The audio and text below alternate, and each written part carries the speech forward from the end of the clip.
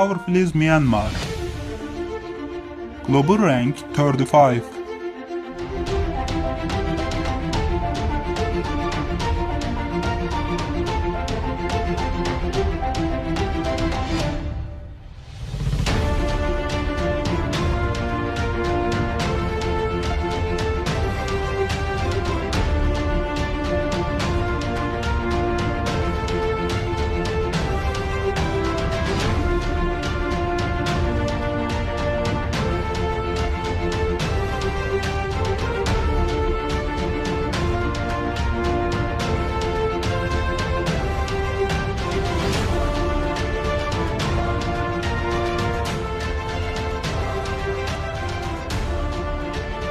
Combat Tank 434, Armored Vehicles 1300, Self-Propelled Artillery 108, Towed Artillery 1612, Rocket Projector 84.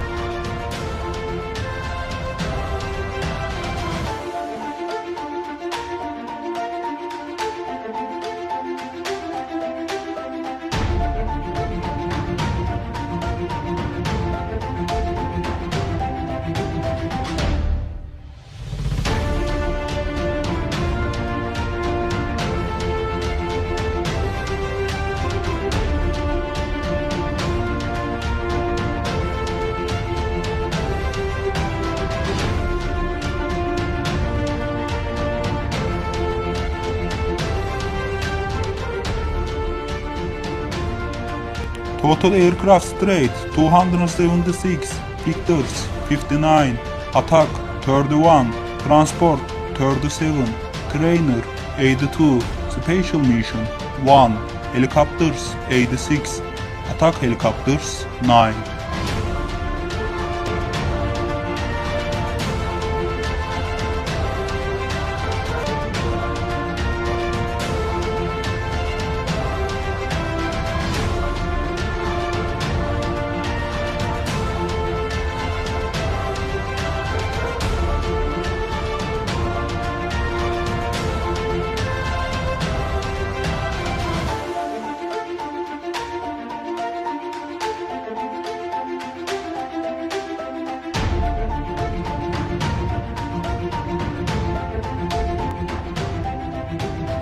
Total naval assets 187, frigates 5, corvettes 3, submarines 1, patrol vessels 117, mine warfare 2.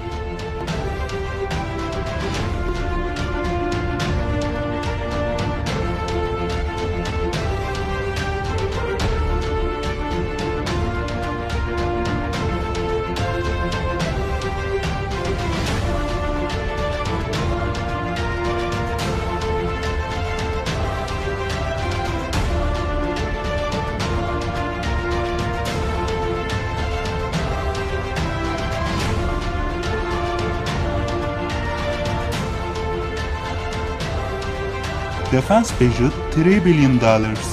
External debt $7 billion.